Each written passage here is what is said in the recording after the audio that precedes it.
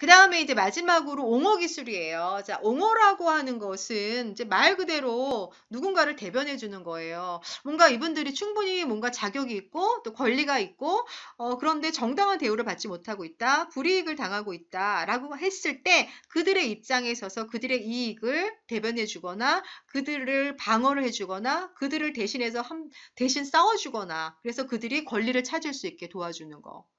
그들이 정당한 처우를 받을 수 있게 도와주는 거. 이제 그랬을 때 사용하는 지역사회 복지 실천 기술이 옹호라고 볼 수 있습니다. 옹호. 근데 이 옹호는 전제 조건이 그거예요. 클라이언트가 권리가 있다라는 걸 인정하는 거예요. 그런데 이분들이 보통 이제 내가 권리가 있는데 많은 부분 우리가 사회복지에 도움을 받으러 오시는 분들이 되게 자신들의 지금 현재의 처지로 인하여 위축되거나 자신들의 의견을 충분히 목소리를 내지 못한다거나 그런 분들이 많으세요. 이제 그래서 진짜 사회복지사가 대신해서 이분들의 목소리를 내주거나 권리를 찾을 수 있게 도와주는 거예요. 이제 그랬을 때 사용되는 기술이 옹호 기술입니다. 그랬을 때 우리는 전제 조건이 그분들은 마땅히 권리가 있다라는 거를 인정하는 거고요. 그래서 그 권리를 받을 수 있게끔 도와주는 거에 초점을 맞추는 겁니다. 자, 옹호를 하기 위해서는 우리가 원칙이 몇 가지 있어요. 자, 클라이언트를 대신해서 뭔가 그들의 입장을 대변해주기 위해서는 또 그들이 지금보다 나은 상태의 삶을 살 수 있게끔 뭔가 변화를 주기 위해서 그들은 변화를 그분들이 변화를 하기에는 조금 어려움이 있어요. 뭔가 이걸 변화시키는데 그분들이 이제 약간 능력도 그렇고 정보에 접근하는 것도 어려워요. 그럼 그런 것들을 대신해서 우리가 싸워서 변화를 시켜내는 거거든요. 그랬을 때, 그 변화를 통해서 그분들이 뭔가 권리를 찾을 수 있게 도와주는 거예요. 그런 옹호는 굉장히 합리적이어야 되는 거죠. 말도 안 되는 그런 얼토당토하는 것을 가지고 막 이걸 해달라고 요구할 수는 없는 거예요. 합리적인 수준을 유지하는 것도 중요하고요. 그래서 옹호를 할 때는 사회복지사라든지 아니면 어떤 조직체, 누군가 개인이 옹호를 막 하는 것보다는 팀으로, 조직으로, 집단적으로 옹호를 하는 게 훨씬 더 유리합니다. 그리고 여러분들 그거는 좀 당연한 얘기일 수 있어요. 그래서 내가 이제 클라이언트 집단이 이제 불이익을 받고 있는데 이분들이 이런 서비스를 받는 게 너무나 당연한데 공공기관에서 이분들에 대한 서비스를 제대로 주지 않았을 때 개인 사회복지사가 가서 얘기를 하는 것보다는 이제 그런 사회복지의 조직체가 대신 얘기를 해준다거나 하는 것들이 훨씬 더 효과적으로 작용이 될 수 있다라고 하는 거죠. 자, 그 다음에 우리가 클라이언트의 이익을 대변한다라고 할 때는 굉장히 단호한 태도를 보이셔야 되는 거예요. 그죠? 물렁물렁하면 안 되는 거예요.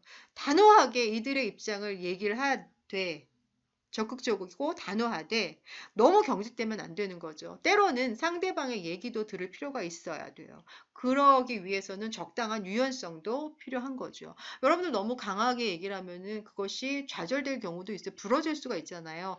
단호하게 입장을 대변하되 상대방이 또 얘기하는 것도 듣고 그거에 대해서 적당한 타협도 필요할 때가 있습니다. 그래서 유연한 태도도 필요하다라는 거 여러분들이 이해하시고요. 옹호를 하기 위해서는 일단 첫 번째 가장 이제 부드러운 방법은 설득이에요. 입장을 이분들이 뭔가 받아야 할 권리들이 있어요. 장애인들에 대한 여기 어떤 차별을 철폐하기 해달라. 그래서 이거에 대해서 처음에 가장 먼저 할 것은 뭔가 이분들을 차별하는 공공기관이라든지 단체라든지 사람들에 대해서 설득을 하는 거죠. 근데 설득이 정말 설득은 설득이잖아요. 잘 이것이 잘 먹히지 않을 경우가 많아요. 이제 그랬을 때는 여기에 뭔가 이분들을 대표하시는 이러한 분들이 나서서 이분들의 입장을 얘기를 해주는 거죠. 이러이러한 거다라고 강력하게 얘기를 해주고 또 때로는 이러한 대표자분들이 그 상대방의 즉 표죠. 뭔가 이분들을 차별하고 있는 그 기관이 변해야 되는 거잖아요. 그럼 그 기관에 대해서 의견을 들어볼 필요가 있어. 왜 차별을 하는지 의견도 들어보고 또 이분들의 의견을 대신해서 얘기를 해주기도 하는 거예요. 이런 대표하는 것도 필요하고요. 자, 그래도 해결이 되지 않을 경우에는 좀 더 적극적인 방법은 이 변화되어야 할 이 기관에 대해서 좀더 뭔가 이렇게 흔드는 작업을 해줘야 되는 거예요. 이 표적을 변화시키기 위해서 표적을 흔드는 거는 좀 더 강력한 이와 같은 시위라든지 아니면 전단지를 일반 시민들에게 배포함으로써 우리가 이렇게 지금 차별을 받고 있고 이 기관이 이러한 차별을 하고 있다. 그래서 뭔가 변화시켜야 된다라는 것들을 알리는 거예요. 여론을 막 이제 확산을 시켜 나가는 이제 그런 과정들을 겪어 나가면 이 기관이 움찔움찔 흔들흔들 할 수 있는 거죠. 그래도 변화하지 않는다 했을 때 마지막 방법은 정치적 압력이에요. 탄원서 제출하는 거. 우리 이런 거 많이 하잖아요. 그렇죠? 탄원서 뭐 이런 거, 그다음에 서명 운동하는 거 이런 것들을 통해서 정치적으로 압력을 넣는 이제 그러한 과정들이 필요합니다. 그런 과정들을 통해서 이분들의 권리를 보장해 주는 거, 권리를 찾을 수 있게 도와주는 거, 차별로부터 이분들을 보호해 주는 그러한 역할을 해내는 게 바로 옹호라고 볼 수 있습니다. 자, 옹호는 여러 가지 유형이 있어요. 그래서 옹호에는 책에는 지금 이러한 지금 유형들이 조금 산발적으로 조각조각 있긴 한데요. 이거를 쭉 하나로 모아서 옹호의 유형으로 이렇게 제가 정리를 했는데요. 옹호의 유형은 크게 하나, 둘, 셋, 넷, 다섯, 6가지 유형으로 나눌 수가 있죠. 자, 이렇게 나눈 사람의 이름이 하드캐슬이에요. 자, 요거는 나중에 여러분들이 1급 시험을 보실 때 하드캐슬의 옹호의 유형의 설명 중 잘못된 거 뭐 이렇게 찾아요. 이런 문제가 있어요. 그래서 하드캐슬 들어본 적이 없는데 자, 옹호를 이렇게 나눈 사람이에요. 이렇게 유형화시킨 사람이 하드캐슬입니다.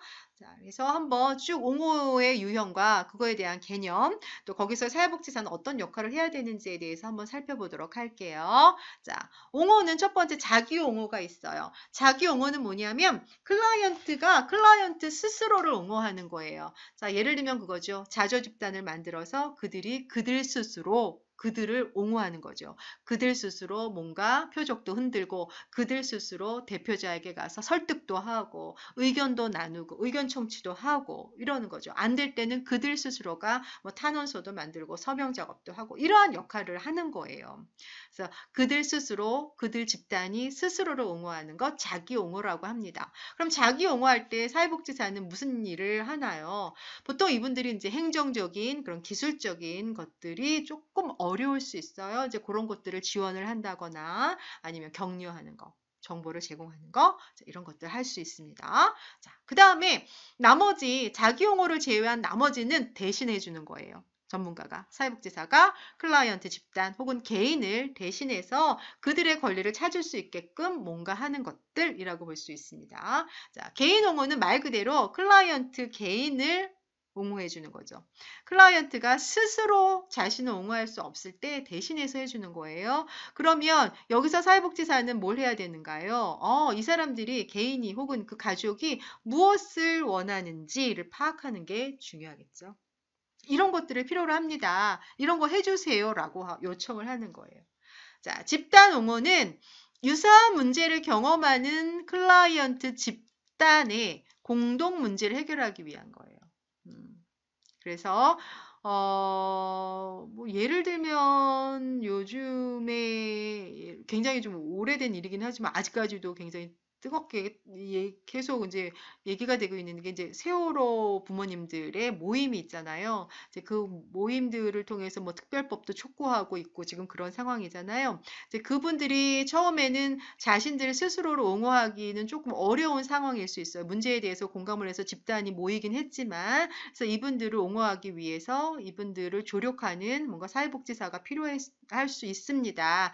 그래서 이러한 옹호를 우리가 이제 집단 옹호라고 합니다. 그랬을 때 집단 옹호를 하기 위해서는 사회복지사는 집단을 운영할 수 있는 능력이 필요해요. 집단을 운영하는 사회복지 실천 기술이 필요합니다. 자, 이거 어디서 배웠어요? 배운 적이 없는데요. 아니에요. 요거 여러분들 사회복지 실천 기술론에서 여러분들 개인을 위한 실천 기술, 가족을 위한, 집단을 위한 실천 기술들을 각각 배워요. 그러면 집단을 어떻게 구성하고 집단을 어떻게 운영을 해나가는지 집단의 발달 단계에 따라서 사회복지사는 집단에서는 어떤 역할을 해야 되는지 이제 그런 것들이 나와요. 이제 이런 집단을 운영할 수 있는 기술이 필요하고요. 집단의 구성원들과 뭐 할 수 있는 기술이 필요하다. 의사소통할 수 있는 기술이 필요합니다. 그래서 그들의 문제를 듣고 그들의 문제를 대변해서 뭔가 상대방에게 알리는 작업들, 이제 이런 것들을 할 필요가 있는 거죠.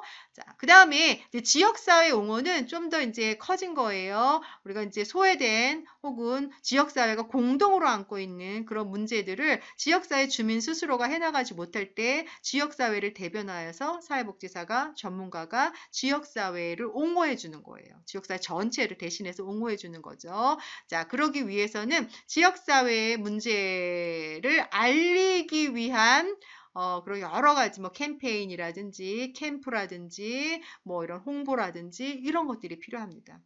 우리 지역이 지금 이러한 상황이다. 우리 지역에서 지금 이러한 문제들이 발생돼 있고 이러한 것들이 필요하다라고 하는 것들을 모든 사람에게 알리거나 아니면은 해당 기관, 정부 공공기관이라든지 정부에게 알리거나 뭐 이런 것들을 해내는 거예요. 자, 그 다음에 정치 또는 정책적 옹호라고 하는 것들. 자, 여러분들 앞서서 여기서도 얘기했지만 이제 아까 세월호 얘기 잠깐 했지만 거기서 그걸 통해서 이제 뭐 이런 것들을 규명하기 위한 특별법을 촉구를 하는 거잖아요. 이제 그러한 과정 속에서 뭔가 입법 활동을 전개해 나가기 위해서 사회복지사가 함께 해나가는 거, 사회복지사가 그러한 과정 속에서 이제 그들의 목소리를 대변해서 이런 것들을 입법 과정을 할 수 있게끔 하는 이제 그러한 활동을 우리가 정치적 또는 정책적 옹호 활동이다라고 보고 있습니다. 그래서 뭐 특정 법안의 통과를 제한하거나 뭐 저지하기 위한 뭐 로비 기술이 필요하겠죠. 그래서 여러 가지 뭐 증인으로 나서서 클라이언트를 보호하거나 뭐 클라이언트에게 정보를 제공하는 그런 여러 가지 기술들이 필요하겠죠. 자, 그 다음에 체제 변환적인 옹호는 뭐냐면 우리 사회가 뭔가 근본적인 뭐 제도라든지 또 근본적인 뭐 이념이라든지 근본적인 뭐 인식, 뭐 문화 이런 것들의 변화가 필요할 때 이런 것들을 변화를 이끌어내기 위해서 이들의 입장을 대변해 주는 거예요. 예를 들면 뭐 양성평등을 위한 뭐 여성운동이라든지 장애인 인권 보장을 위한 옹호 활동 이런 것들을 전개해 나가는 거죠. 그래서 이런 것들을 통해서 장애인의 인권을 우리가 많은 사람들에게 알리고 장애인의 인권에 대한 인식을 변화시키고 또는 양성평등에 대한 그런 여러 가지 제도라든지 문화라든지 뭐 이데올로기라든지 이런 것들을 변화시키기 위한 노력. 그때 활용하는 게 체제 변환적 옹호라고 볼 수 있습니다. 그랬을 때 많이 활용하는 게 뭔가요, 여러분들? 캠페인이잖아요. 그쵸? 그 다음에 미디어를 통한 여러 가지 홍보 작업들, 이런 것들 많이 하잖아요. 이제 그런 것들을 통해서 이제 불이익 당한 집단들의 권리를 찾아주기 위한 이런 여러 가지 의식의 변화, 인식의 변화, 제도의 변화, 문화의 변화, 이런 것들을 시켜나가는 것을 우리가 체제 변환적 옹호다라고 얘기하고 있습니다. 자, 오늘 여기까지 했는데요.